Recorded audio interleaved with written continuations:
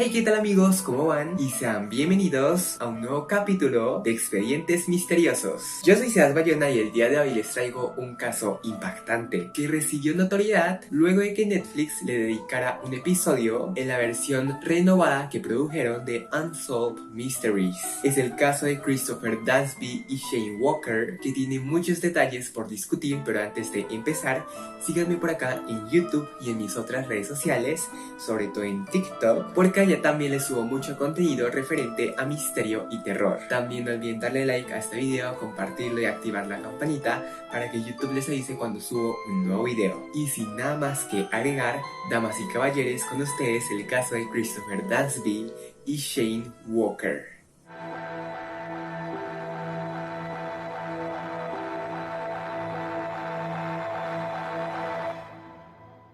El expediente de hoy implica a dos niños cuyas edades oscilan entre los 2 años y los 19 meses, respectivamente. Ellos eran Christopher Milton Dansby y Shane Anthony Walker. Hablaremos primero de Christopher. Él nació el 30 de marzo de 1987 y recibía cariñosamente el apodo de Chuchu. Tenía un hermano un año mayor llamado Levon y vivía con su mamá, Alison Dansby, en la Torre 8, que formaba parte de un proyecto de viviendas ubicado en el centro de Harlem, en la ciudad de Nueva York, llamado Martin Luther King Towers. Era un pequeño como cualquier otro, era feliz, juguetón, cariñoso con su madre y tenía el pelo rizado. En cuanto a Shane, él nació el 7 de diciembre de 1987. Su madre, Rosa Glover, era cocinera de la Universidad de Columbia y su padre, James Walker, era trabajador de una constructora. Ambos estaban divorciados, pero una vez a la semana James visitaba a Shane para pasar tiempo con él y para pagar las cuotas alimentarias. Shane era un niño tierno y divino. Jugaba con osos de felpa y era apegado a un chimpancé que su familia tuvo como mascota por un tiempo. Él se sentaba junto a este animalito y le daba de comer plátanos, y con su madre también eran inseparables. Jamás estaban lejos uno del otro, pues Shane le tenía mucho miedo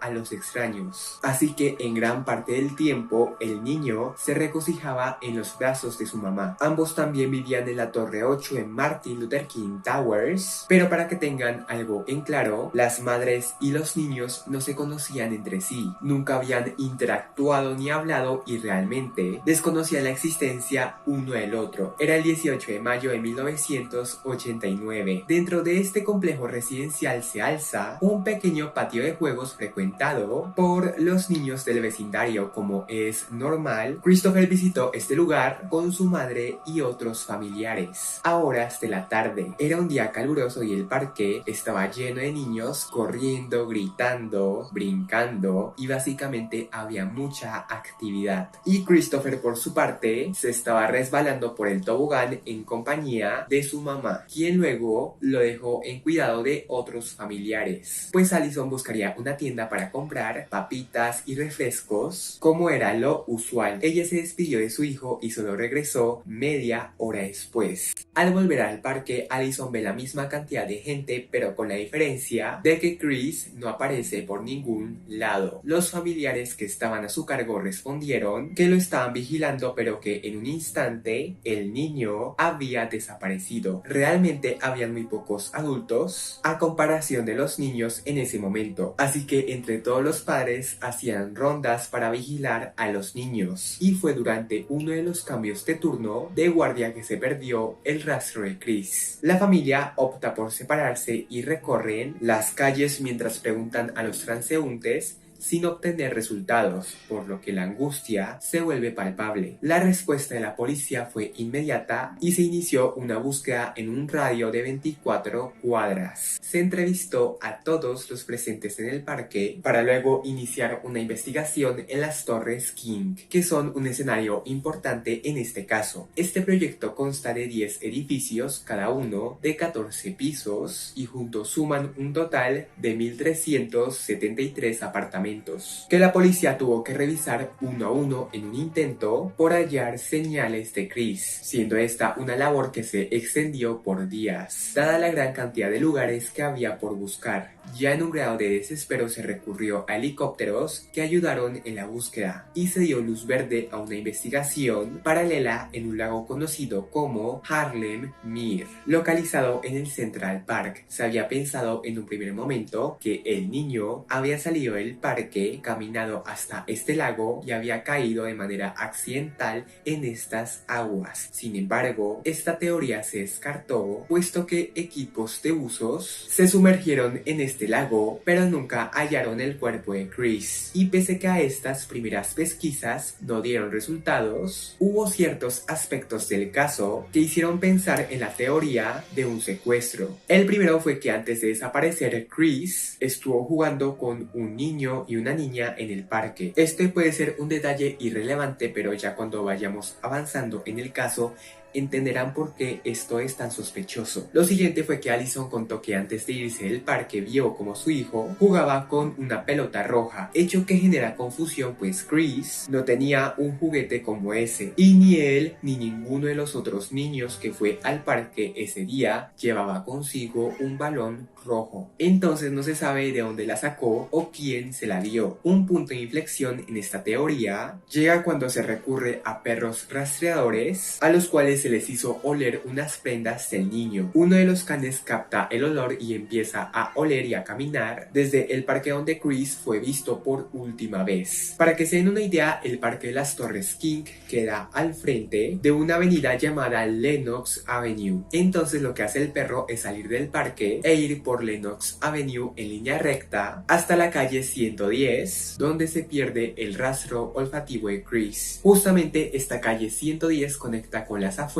del complejo de apartamentos, es decir, que daba para la carretera y para la ciudad. Esto reafirmó la hipótesis del secuestro, pues la policía pensó que tal vez el niño salió del parque, llegó hasta esta calle y a la carretera, y a lo mejor un auto que pasaba lo abordó y se lo llevó a paradero desconocido. O también pensaron que tal vez el niño salió del parque, estaba caminando y se topó con una persona que se lo llevó ya fuera a la fuerza o convenciéndolo de alguna manera. Esta última versión es la más defendida por la policía gracias a un testigo que es Elton, el primo de Chris. Él estuvo en el parque el día y en el momento en el que desapareció su primo. Durante la tarde del día siguiente a la desaparición, Elton se hallaba en su colegio que queda casi al frente de Martin Luther King Towers. Él relata que estaba jugando con unos amigos en el patio de la escuela, pues era recreo, cuando vio del otro lado de la calle a Christopher caminando junto a un hombre por la calle 111. Él reconoció rápidamente a su primo, pues el niño traía la misma ropa que tenía Chris cuando había desaparecido. Lo que hizo Elton al ver esto fue buscar a su director, al que le comentó todo, y este hombre llamó rápidamente a la policía, quien llega rápidamente al sitio. Elton logró dar una descripción clara del hombre que vio junto a su primo y lo describe como un hombre de raza negra, delgado, de 6 pies de altura, con rastas y bigote y que parecía tener entre 25 y 30 años. A pesar de tener estos datos, la policía nunca logró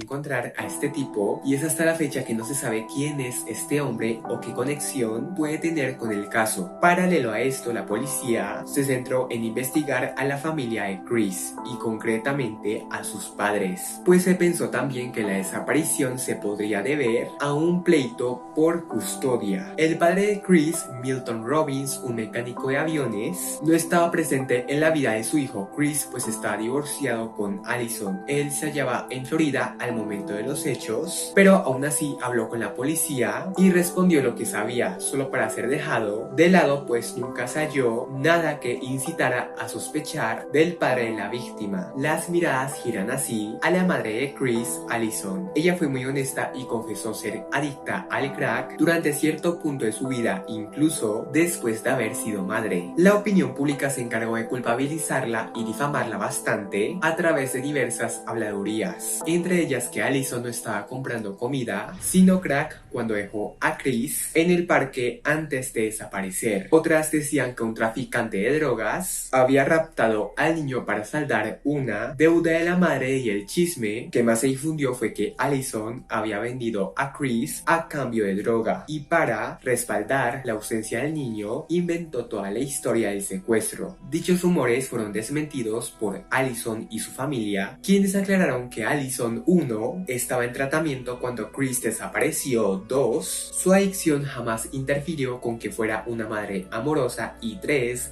la propia Allison recalcó que no le debía plata a nadie y que jamás haría algo que lastimara a sus hijos. Al final nunca se comprobó que la madre o la familia tuvieran participación en el caso, incluso a todos se les aplicó la prueba del polígrafo y Allison en concreto dijo que sí la pasó. Sin embargo, tiempo después la policía dijo que no es que la haya pasado, sino que dichas pruebas no fueron concluyentes, pero aún así se les dejó de lado pues nunca se halló algo que los incriminase. Ahora, antes de contarles otras teorías, quiero hablarles de un acontecimiento que le da un giro dramático al caso. Pasaron 3 meses desde la desaparición de Chris y llegó el 10 de agosto de 1989. Rosa Glover tiene un día libre de trabajo y para aprovecharlo sale al parque ubicado dentro de las Torres King junto a su hijo Shane Walker, quien ese día vestía una camiseta azul y blanca, pantalón azul, zapatillas deportivas y su pelo estaba trenzado. Eran más o menos las 5 de la tarde. Luego de comprar comida, Shane juega en el parque cuando se le acercan un niño y una niña de 6 y 10 años respectivamente. Ellos piden jugar con Shane. La madre les dice que los dejen en paz, pero ellos insistieron. No se sabe por qué, pero ellos insistieron. Así que la madre accedió. Rosa los observa jugar mientras está sentada en un banco y de repente un hombre con el brazo roto se sienta a su lado y empieza a hacerle la plática. Con el tiempo, la conversación se volvió un poco siniestra cuando aquel hombre le manifestó a Rosa su preocupación por la inseguridad y delincuencia de la zona y por la desaparición de un niño en ese mismo parque meses atrás. Hay algo que no mencioné al inicio y es que era la primera vez que Rosa y Shane visitaban este parque. Y además Rosa jamás se enteró de la desaparición de Chris hasta que pasó lo que les voy a contar. El hombre en cierto punto de la conversación le mostró a Rosa ciertas cicatrices y golpes que él tenía en el cuerpo producto de, según este hombre, de unas peleas que había tenido. Rosa como que le puso cuidado y miró los golpes por un momento. Cuando volteó sus ojos al parque nuevamente, Rosa vio que Shane y los niños con los que estaba jugando ya no estaban ahí. Rosa en ese momento entra en desespero y comienza a buscar a su hijo, pero solo halla a los 2 niños que están jugando con él entrando al parque por el agujero de una cerca. Ella les pregunta algo como ¿qué hicieron con mi hijo? A lo que los niños responden que antes de irse lo habían dejado en el parque, a lo que Rosa responde histérica algo como si lo hubieran dejado en el parque yo lo hubiera visto. Sin embargo, los niños no dijeron nada más. Rosa llama desesperadamente a su hijo, los vecinos ayudan en la búsqueda y la policía es llamada nuevamente y son ellos quienes notan ciertos patrones que conectan el caso de Chris con el de Shane. Ambos eran afroamericanos, desaparecieron en el mismo parque un jueves entre las 5 y 7 de la tarde, contaban con edades cercanas y vivían en el mismo edificio. Las similitudes eran increíbles, así que para llegar al fondo de esto se manda a otro equipo de uniformados que toma entrevistas masivas y requisan nuevamente las Torres King. Adicional a esto, optan por revisar el sótano de cada edificio, los ascensores, los apartamentos que estaban inhabitados, las rampas y contenedores de basura e incluso la policía revisa las bolsas de basura abriéndolas una a una porque se temía la posibilidad de un rapto y homicidio teniendo en cuenta la información que estaba llegando a la policía. A través de unas llamadas anónimas que recibió Rosa se dijo que Shane estaba muerto y que había sido enterrado debajo de un edificio ubicado en la calle 113 y la policía estaba tan desesperada por hallar a alguno de los niños que optaron por derrumbar este y otros edificios, pero nunca se halló ningún cuerpo o algo que diera una pista de dónde se podrían hallar los infantes. Al final también encontraron al hombre que hizo esas llamadas que realmente no sabía nada del caso, sino que parece ser que hizo todo eso como parte de una broma enfermiza enfermiza. Para ayudar, la policía instaló un camión enfrente del apartamento de Rosa que usaron como puesto de mando, y allí revisaban mapas y recibían llamadas 24/7. También ofrecieron una recompensa de $30,000 por información. Se distribuyeron varias patrullas equipadas con megáfonos que iban de barrio en barrio distribuyendo información, y fue por este medio que Allison se enteró de la desaparición de un segundo niño. Incluso interceptaron los teléfonos de Allison y Rosa en caso de que alguien llamara pidiendo un rescate por los niños, cosa que jamás pasó. Finalmente, tras dialogar con varios testigos, la policía en una rueda de prensa comunica que buscan a un segundo hombre afroamericano no identificado para interrogarlo, que se cree puede tener entre 19 a 24 años, sería de 5 a 8 pulgadas de alto y vestía una camiseta amarilla y jeans. Realmente nunca encontré el por qué la policía hizo este anuncio o qué razones tenían para sospechar de una segunda persona, pero la verdad tampoco hubo resultados con este segundo sospechoso, más que se dijo que la única similitud con este hombre y el que fue visto caminando con Chris fue que ambos tenían rastas. Tampoco se logró comprobar si estos hombres serían personajes distintos o la misma persona. Como ya comenté, habían claras similitudes entre ambos casos. Sin embargo, la más particular de todas tiene que ver con los niños que jugaron con Shane antes de desaparecer. Se descubrió que esos niños fueron los mismos que estuvieron con Chris antes de desaparecer. Estos niños fueron llamados a declarar junto a sus padres y también rindió declaratoria el hombre que se sentó junto a Rosa, pero rápidamente todos fueron descartados, pues ninguno dijo ver a alguien llevarse a los niños o admitir ser los secuestradores, y tampoco habían pistas para inculparlos de nada. Sin embargo, las madres, y más que todo Rosa, mantienen que esos niños sí tuvieron que ver en la desaparición de Chris y Shane. Creen que tal vez ellos eran niños entrenados por uno o más secuestradores y usados como señuelos para ganarse la confianza de Chris y Shane. Allison agrega además que probablemente ellos atrajeron a su hijo dándole aquella pelota roja con la que jugaba, que por cierto jamás se encontró. Tal vez estos chicos persuadieron a Chris y Shane, quienes inocentemente se fueron con ellos, y estos chicos entregaron a Chris y Shane a alguien que les tapó la boca para que no lloraran y se los llevó rápidamente. Esto es algo que hay que remarcar, pues las madres aseguran que sus hijos no se irían con extraños, sobre todo Shane, quien, como dije, no podía estar lejos de su mamá porque lloraba, gritaba y orquestaba auténticos berrinches. Además, para Rosa resulta muy extraño que los niños que estuvieron con Shane desaparecieran y luego regresaran al parque atravesando el hoyo de una cerca que, daba la casualidad, conectaba el parque con la calle. Es decir, no entraron por una de las entradas oficiales del parque. Es como si los chicos quisieran salir y entrar de este sin ser vistos. Muy extraño. Resultó también muy difícil armar una buena investigación al no haber evidencia sólida. Por esta época no habían cámaras de seguridad en cada calle, por lo que jamás se tuvo una foto o video que arrojara pistas del paradero de los niños. También fue muy curioso que las madres no recibieran llamadas o alguien las contactara para pedir dinero a cambio de los niños. Así que no podría tratarse de un secuestro por extorsión. Era una situación atípica, pues en la mayoría de investigaciones se halla al niño desaparecido. Es poco común no hallar bebés perdidos. Sin embargo, un detalle que lo cambia todo tiene que ver con la situación de Harlem y Nueva York en aquella época. La ciudad todavía se recuperaba de una crisis económica, los efectos de la epidemia del crack fueron desastrosos, habían arrestos masivos, racismo, agresiones de todo tipo y prácticamente los índices de criminalidad estaban por las nubes. Así que en medio de este caótico contexto no sería irregular la desaparición de dos niños por arte de magia. Así surge nuestra primera teoría, que habla de un pedófilo o asesino serial como el responsable de las desapariciones. No obstante, se interrogó a cientos de abusadores de niños y delincuentes sexuales locales, pero no se llegó a nada concluyente. Además, dicha teoría con el tiempo se descartó por el hecho de que nunca se hallaron los cuerpos de los niños. Una segunda teoría habla de un secuestro hacia Chris y Shane orquestado por una red de trata de bebés que buscaba venderlos al mercado negro y concretamente a un anillo de adopción infantil ilegal que subastaba infantes para que familias que no podían adoptar por medios tradicionales o legales los compraran. Se cree que todo fue un plan elaborado y calculado por una organización criminal para lucrarse a costa de niños robados, y esto se pensó por un muy buen tiempo, pues halló similitudes entre Chris, Shane y un tercer caso de niño secuestrado. Era 28 de marzo de 1989. Monique Rivera y sus hijos daban un paseo por las calles de Brooklyn cuando esta mujer se topa con dos chicas afroamericanas que conducen un Pontiac. Monique parece reconocer a una de estas mujeres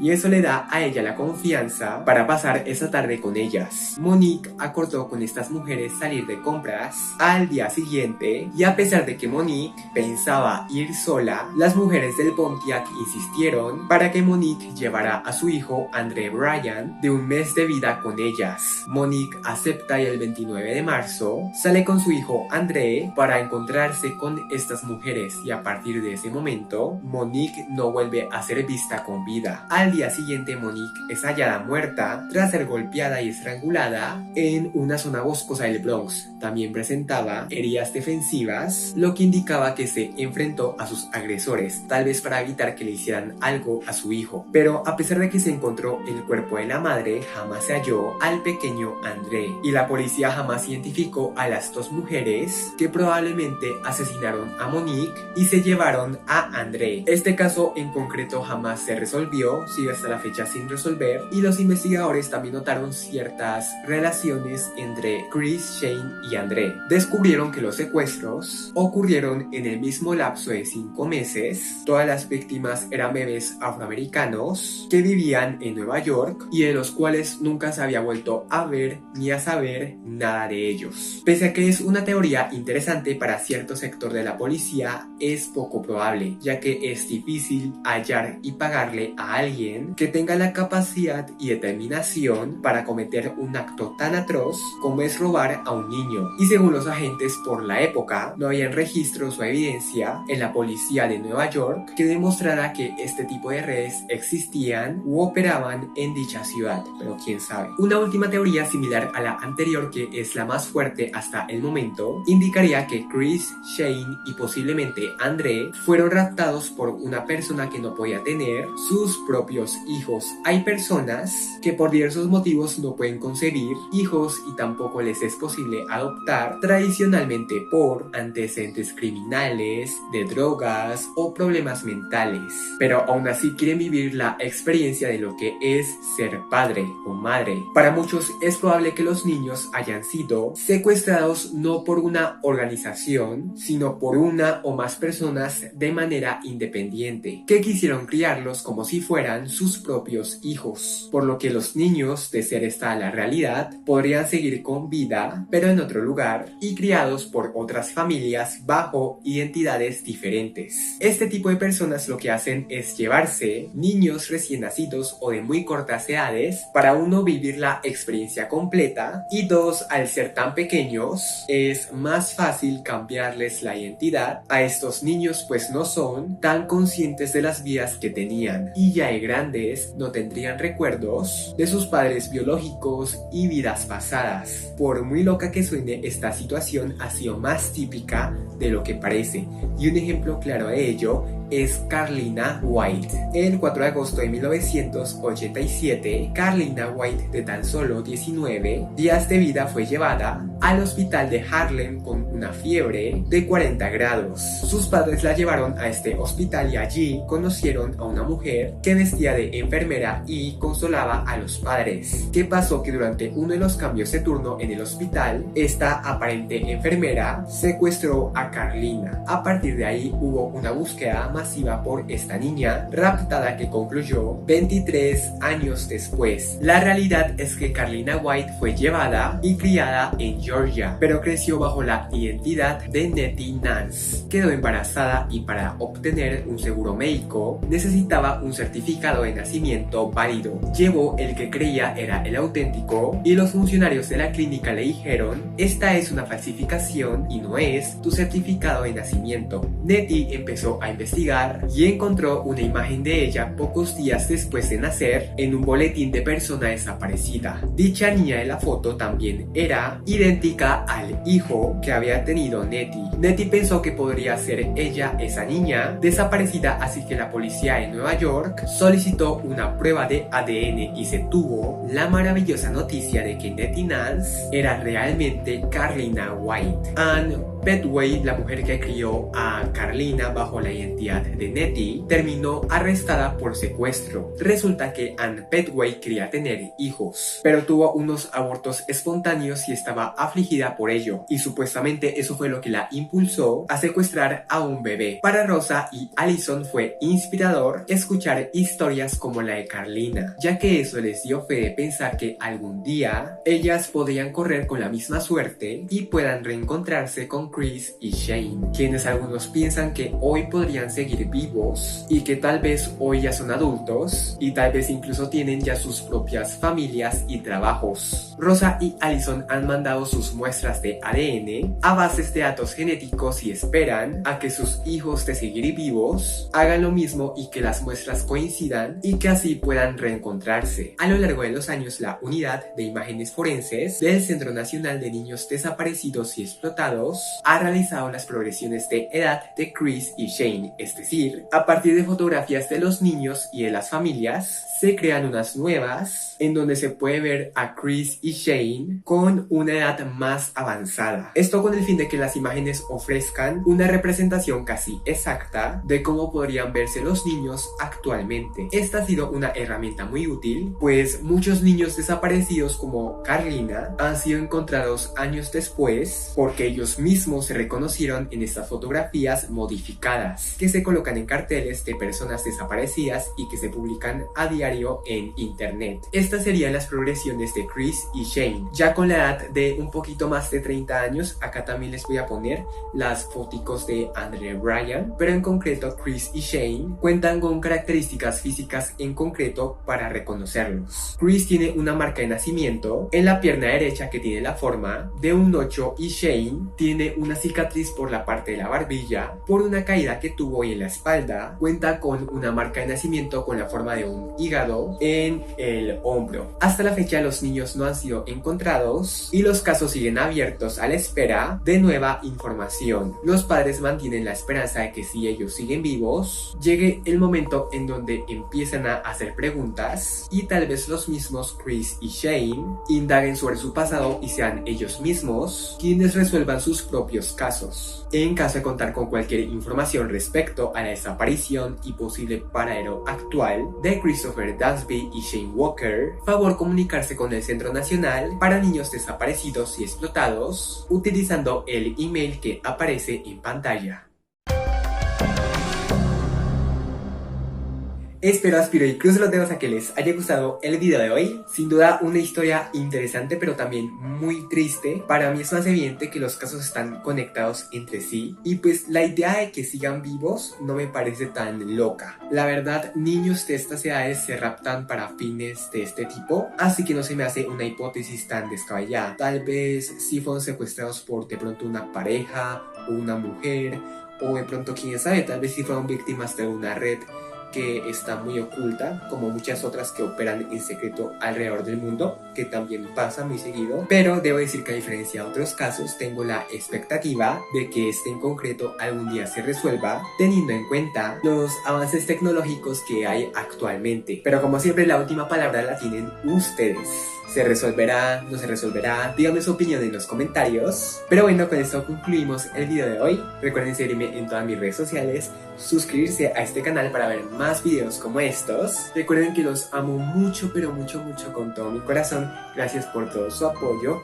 No olviden soñar con fantasmas y espero tenerlos acá en un próximo video. Así que, ¡chao!